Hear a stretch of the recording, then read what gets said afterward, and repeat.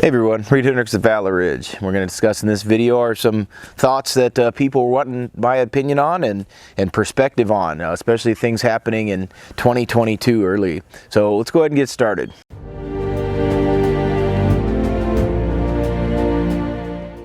You know, whenever I make an opinion on something or make a video, I make sure that I've got my T's crossed and my I's dotted, so to speak, because I know that it's important, for people.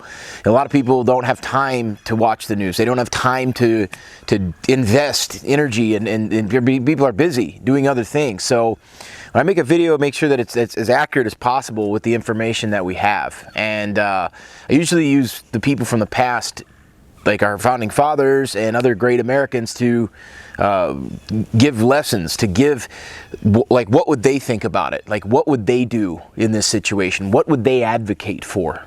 What would their thoughts be? And of course, the elephant in the room, as this video is being made right now, the elephant in the room is, of course, obviously it's always the economy, but the biggest elephant in the room is Russia-Ukraine situation. There's people of varying opinions on this, okay? But it's this false dichotomy, right? It's this false dichotomy that if you don't support the Ukrainians, then you're some like pro-Putin lackey.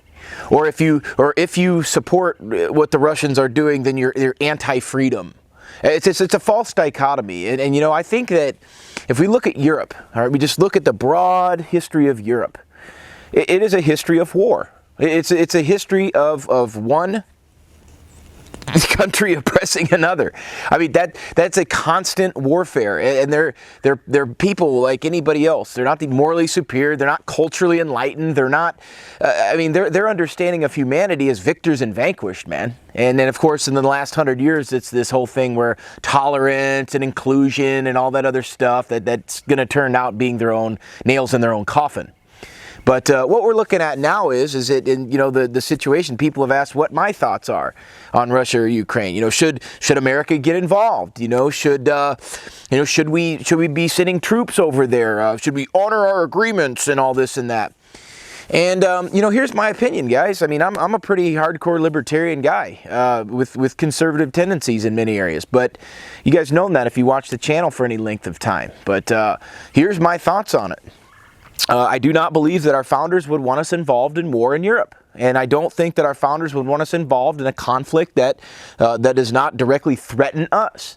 At no point in time, would you look at something like, wow, should I go over and then look, here's the deal. I'm not going to say that I don't feel bad for the people in the Ukraine. I'm not going to sit here and say that I feel no sympathy whatsoever for civilians getting missiles and tanks and get shot at and all that stuff. Like, I understand like what death is. I understand what a chaotic city and society looks like. Okay, I've been right in the middle of that stuff when people have been going on during times of chaos and death and destruction. Like, I've been right in the middle of it all. Okay, in this country. So I understand what that is. But the thing is, guys, here's the deal. All the plights that people want to claim is going on in the Ukraine, an invading border, people being oppressed by an invasion, people being threatened by an autocratic dictator. Like, all that stuff that is going on in the Ukraine, all the way across the Atlantic Ocean, well into Europe, all that stuff, that the problems are here in the United States. Like, I do want you to understand that. Like, all the plight, the poor Ukrainians, they need our immediate help. Like, I want you to think about something. Like, all of those problems. Our southern border is being invaded by millions and millions of people. Our federal government has done nothing. Do you want to talk about an arbitrary government that's autocratic? Look no further than the American government. I mean, you're talking about one of the greatest vehicles of oppression on the planet. You're talking about and I don't give a crap who's in charge, whether it's Democrats or Republican. The problem isn't political parties. The problem is the actual mechanism itself. The federal government is too bloated. It's too powerful. It has way too much influence over our lives. Our founders would never have dreamt of this Leviathan state growing to the degree that it is. Maybe Alexander Hamilton would have, but certainly not Thomas Jefferson, certainly not George Washington or Benjamin Franklin or anybody else that was involved in the drafting of our in modifying our government as time went on. I'm telling you guys right now, like, if you think that that we should be sending American money, tax dollars that we work hard for, that we work every single day for. And it's getting harder and harder and harder to put food on our own table because of the horrible monetary policy of the federal government and the Federal Reserve. So you think that we should send money to a foreign country, send our firearms over there, send our ammunition over there, send our sophisticated weaponry? Guys, I want you to think about that. I want you to think very, very logically, and I want you to think about it from a consistency standpoint.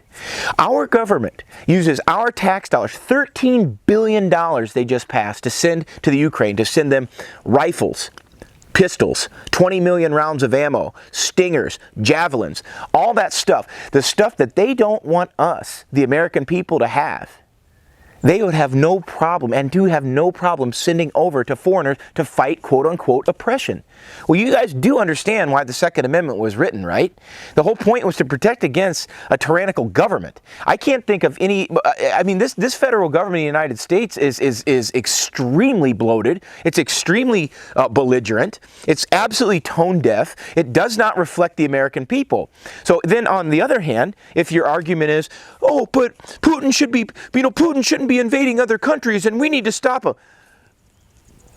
Have you seen the United States track record over the last 120 plus years? If the argument is a person needs to be stopped, or a president needs to be stopped, or a government needs to be stopped from just invading another country, do you honestly believe the United States has any moral authority whatsoever to make that statement? Do you think that our government has, or the American people can say, oh, no other country should invade another one, when we've invaded the Philippines, where we've invaded Latin America, where we've invaded numerous places in the Caribbean, in the Middle East? Have you seen Iraq and Afghanistan for the last 20 years? Oh, we're coming up on the 20th anniversary of the second invasion of Iraq on March 19th, of 2002. We're coming up on the 20th anniversary. You can't make the moral argument that, oh, Putin shouldn't be allowed to invade a country and he must be stopped. You can't do that as a libertarian. You can't do that as a conservative. You can't do that.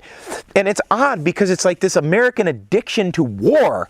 It's like if you're a Republican or lean Republican in voting, it's okay when George W. Bush does it. It's okay, for that to happen. But man, if a Democrat gets in there, no, we can't do that.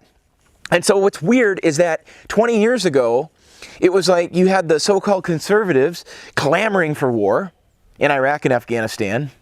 And now you've got the left clamoring for war with Russia in Ukraine. It's this insatiable desire for American interventionism overseas. I'm sorry, guys. The Founding Fathers did not want us involved overseas. They didn't want constant war. Can anyone here articulate to me how being in a constant state of war has benefited the American Treasury or benefited your individual liberty?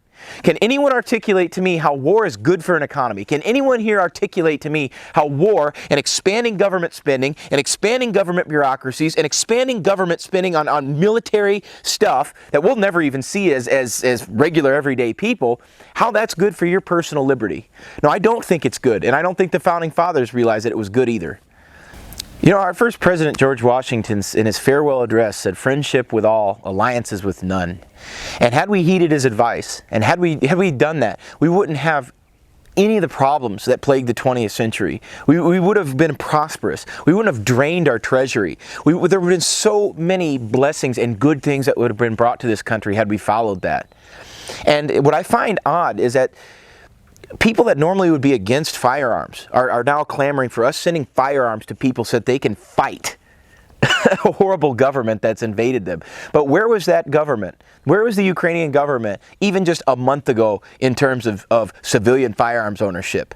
It was nowhere to be found because they wanted to control the narrative, but they know that they aren't even going to exist unless the people have guns in their own hands. Guys, I'm sorry, but the Second Amendment was written so that we wouldn't have to have a massive bloated military. The Second Amendment was written so we wouldn't have countless government agencies. The Second Amendment was written so that we, the people, should be the holders of the power. And that's why it was written.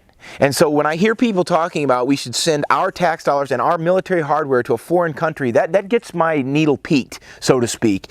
So I can't for the life of me think how anybody would be supportive of that. I can't for the life of me see how anybody would be supportive. And when we've got our own problems here and we're supposed to reflect freedom and liberty across the globe, guys, if you think that's true, why don't you look at our own capital?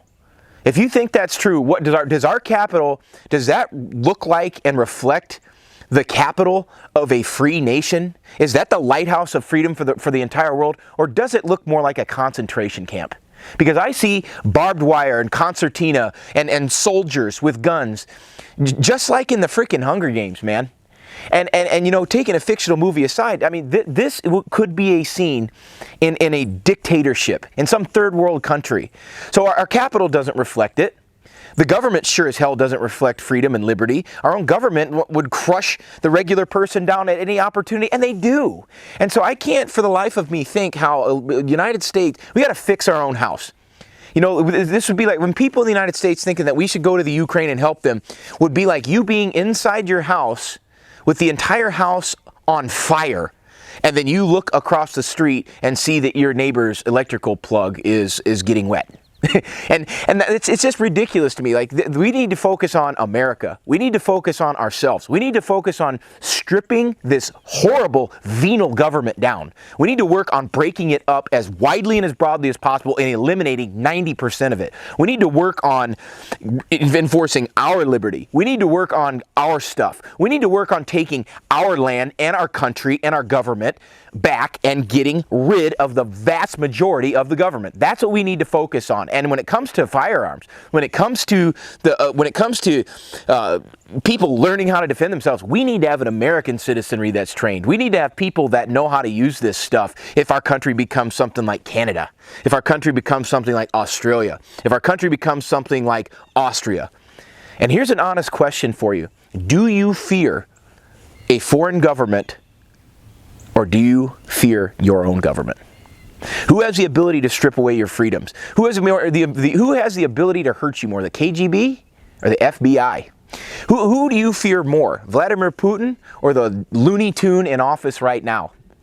And guys, these are serious questions. And you know, people, I'm sure there'll be people say, well, Reid, you're just like un-American. I'm un-American because I adopt the policy of foreign policy of the Founding Fathers. I'm anti-American because I believe people should have weapons, including military hardware, as regular rank and file people. That's anti-American. That's called the Second Amendment, guys.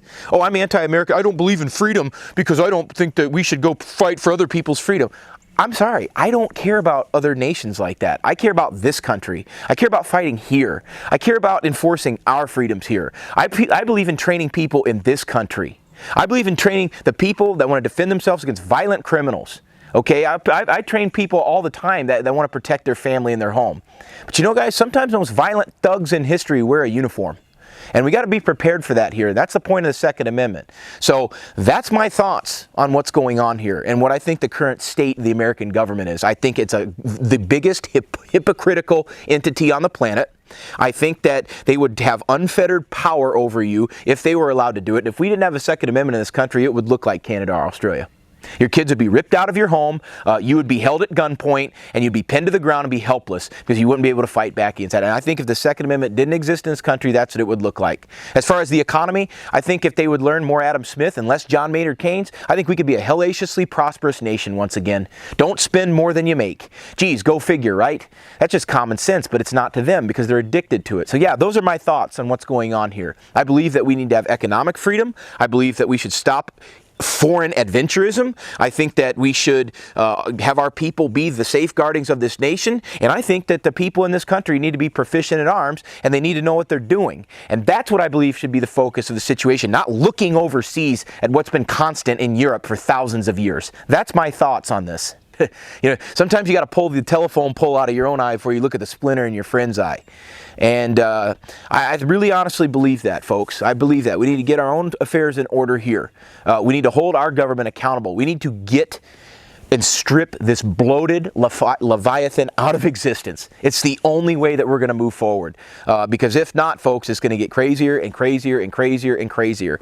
And this is the thing. I'm not moving forward in fear. I have confidence that this country will get recalibrated back into normalcy.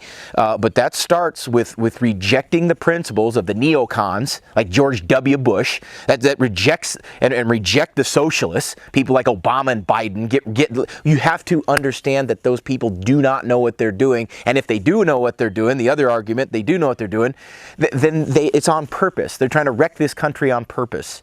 Okay? I truly believe that. I don't think that it's ignorance. I don't think that it's stupidity. I think they know exactly what they're doing, and I think they're trying to destroy this country. They want to destroy this country by getting us involved overseas and by stripping Americans of their money and their freedom here.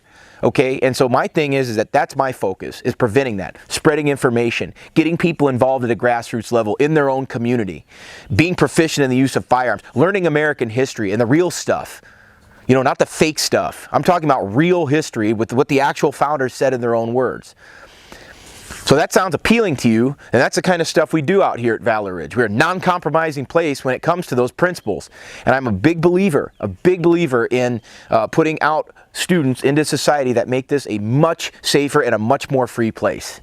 This is Reid Henrichs of Valor Ridge reminding you the lessons that we learn are written on the tombstones of others. We'll see you on the ridge.